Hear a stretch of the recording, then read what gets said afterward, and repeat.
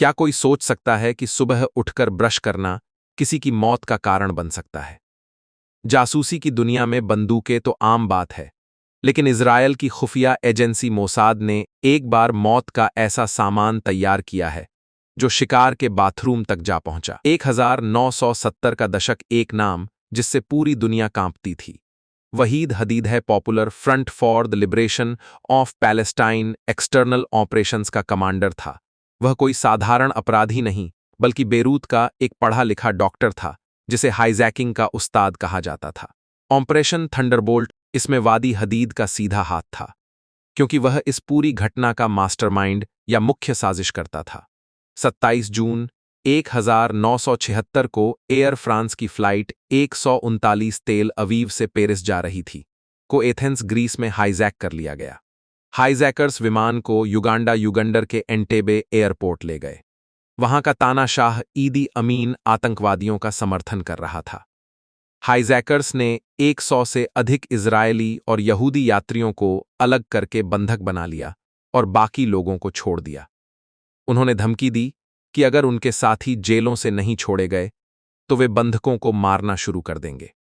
Israel का जवाब 4 जुलाई 1976 की रात को इजरायली कमांडोज ने गुप्त रूप से युगांडा में उतरकर 102 बंधकों को बचाया, सभी हाईजैकर्स को मार गिराया और सुरक्षित वापस लौट आए।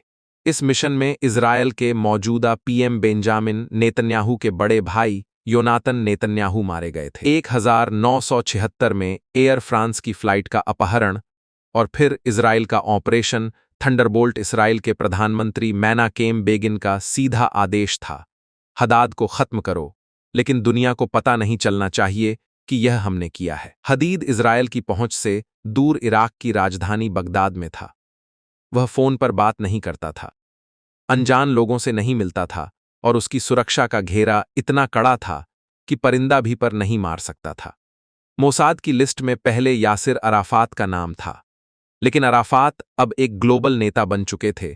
उन्हें मारने का मतलब था इंटरनेशनल प्रतिबंध।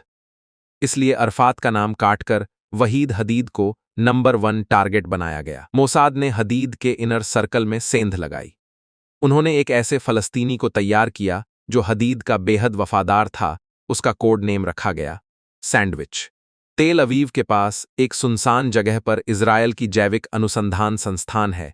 मोसाद ने यहां के वैज्ञानिकों को एक काम सौंपा, हमें एक ऐसा जहर चाहिए जो धीरे धीरे मारे। टूथपेस्ट ही क्यों?